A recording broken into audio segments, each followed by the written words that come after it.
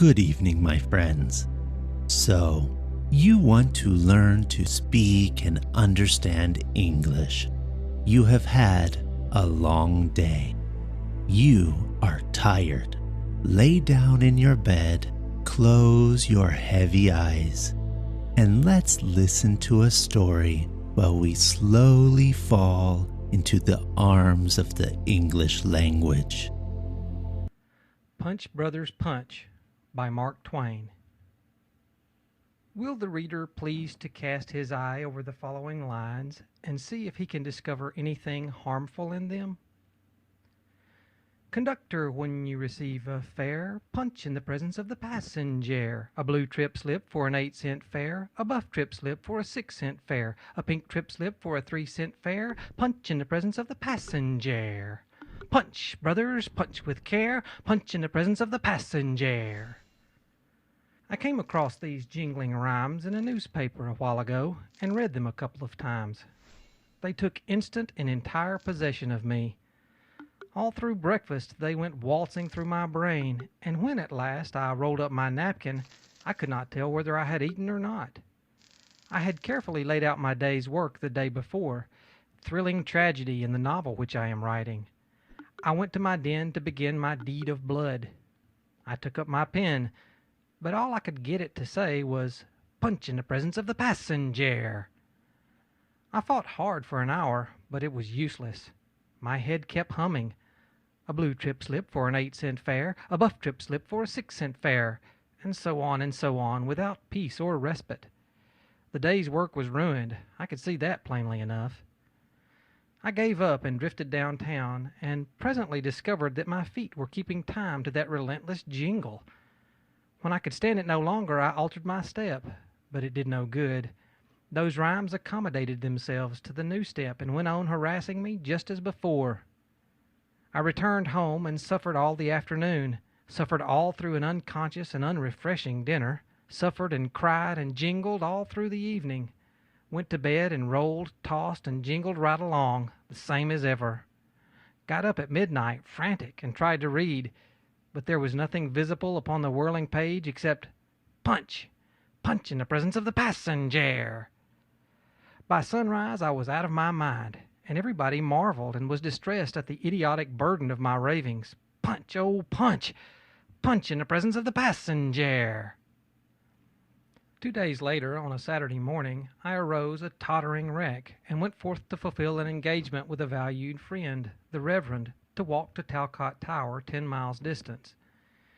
He stared at me but asked no questions. We started. The Reverend talked as is his wont. I said nothing. I heard nothing.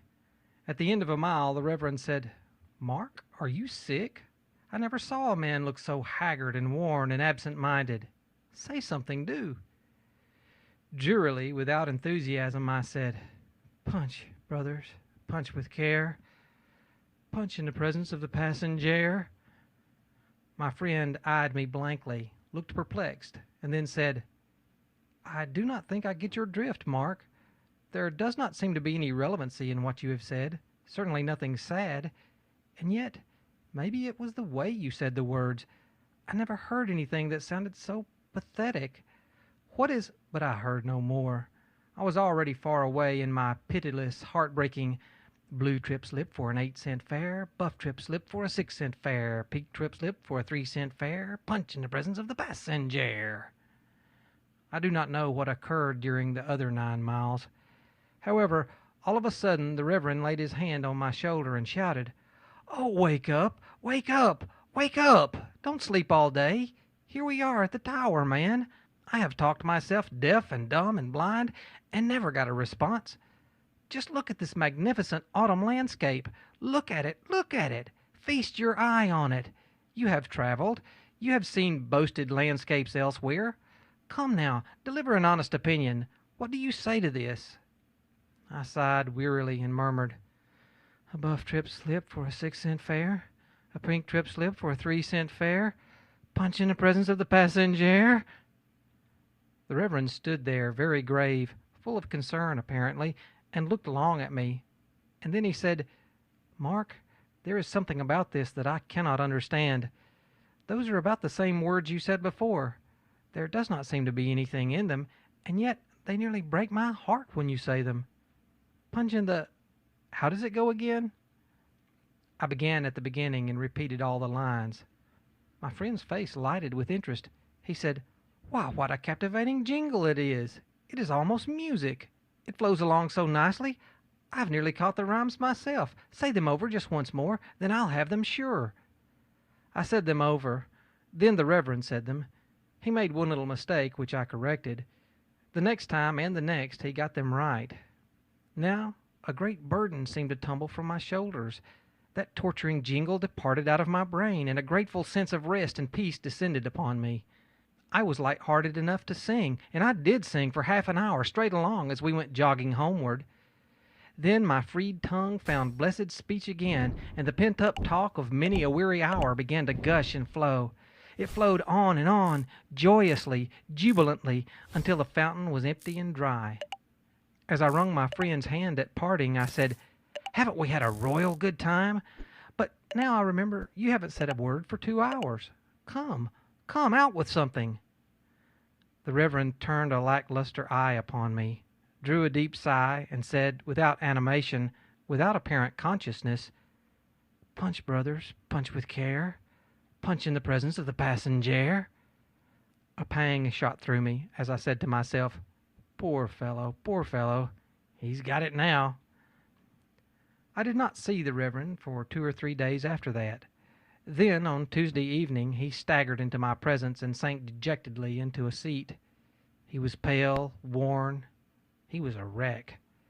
He lifted his faded eyes to my face and said, "Ah, Mark, it was a ruinous investment that I made in those heartless rhymes. They have ridden me like a nightmare, day and night, hour after hour, to this very moment. Since I saw you, I have suffered the torments of the lost." Saturday evening I had a sudden call by telegraph, and I took the night train for Boston. The occasion was the death of a valued old friend who had requested that I should preach his funeral sermon. I took my seat in the car and set myself to framing the discourse, but I never got beyond the opening paragraph. For then the train started, and the car wheels began their clack, clack, clack, clack, clack, clack, clack, clack, clack, clack. And right away those odious rhymes fitted themselves to that accompaniment. For an hour I sat there, and I set a syllable of those rhymes to every separate and distinct clack the car wheels made. Why, I was fagged out then as if I had been chopping wood all day. My skull was splitting with headache. It seemed to me that I must go mad if I sat there any longer. So I undressed and went to bed. I stretched myself out in my berth, and, well, you know what the result was. The thing went right along just the same. Clack, clack, clack, a blue trip slip. Clack, clack, clack, for an 8-cent fare. Clack, clack, clack, a buff trip slip. Clack, clack, clack, for a 6-cent fare. And so on, and so on, and so on, and punch in the presence of the passenger. Sleep? Not a single wink. I was almost a lunatic when I got to Boston. Don't ask me about the funeral. I did the best I could, but every solemn individual sentence was meshed and tangled and woven in and out with "Punch, brothers, punch with care, punch in the presence of the passenger." And the most distressing thing was that my delivery dropped into the undulating rhythm of those pulsing rhymes, and I could actually catch absent-minded people nodding time to the swing of it with their stupid heads. And Mark, you may believe it or not, but before I got through, the entire assemblage were placidly bobbing their heads in solemn unison, mourners, undertaker, and all. The moment I had finished, I fled to the anteroom, in a state bordering on frenzy. Of course, it would be my luck to find a sorrowing and aged maiden aunt of the deceased there, who had arrived from Springfield too late to get into the church. She began to sob and said, "Oh, he is gone, he is gone. I did not see him before he died." "Yes," I said, "he is gone, he is gone, he is gone. Oh, will the suffering never cease?" "You loved him too, then? Oh, you too loved him?" "Loved him? Loved who?" "Why, my poor George, my poor nephew." "Oh, him? Yes, oh, yes, certainly, certainly. Punch, punch, oh, the misery will kill me." Bless you, sir, for these sweet words. I too suffer in this dear loss. Were you present during his last moments? Yes, Whose last moments? His, the dear departed's. Yes, oh, yes. I suppose so. I think so. I don't know. Oh, certainly. I was there. Oh, what a privilege. What a precious privilege. And his last words. Oh, tell me his last words. What did he say? He said, oh, my head. He said, he never said anything but punch in the presence of the passenger. Oh, leave me, madam. In the name of all that is generous, leave me to my madness, my misery, my despair. A buff trip slip for a 6-cent fare, a pink trip slip for a 3-cent fare. Endurance can no further go. Punch in the presence of the passenger. My friend's hopeless eyes rested upon mine for a pregnant minute, and then he said impressively, Mark, you do not say anything. You do not offer me any hope. But ah me, it is just as well. You could not do me any good. The time has long gone by which words could comfort me. Something tells me that my tongue is doomed to wag forever to the jigger of that remorseless jingle. There it is, coming on me again. A blue trip slip for an 8-cent fare, a buff trip slip for a... Thus murmuring faint and fainter, my friend sank into a peaceful trance and forgot his sufferings in a blessed respite. How did I finally save him from an asylum? I took him to a neighboring university and made him discharge the burden of his persecuting rhymes into the eager ears of the poor, unthinking students. How is it with them now? The result is too sad to tell. Why did I write this article? It is for a worthy, even a noble purpose. It was to warn you, reader, if you should come across those merciless rhymes, to avoid them. Avoid them as you would a pestilence.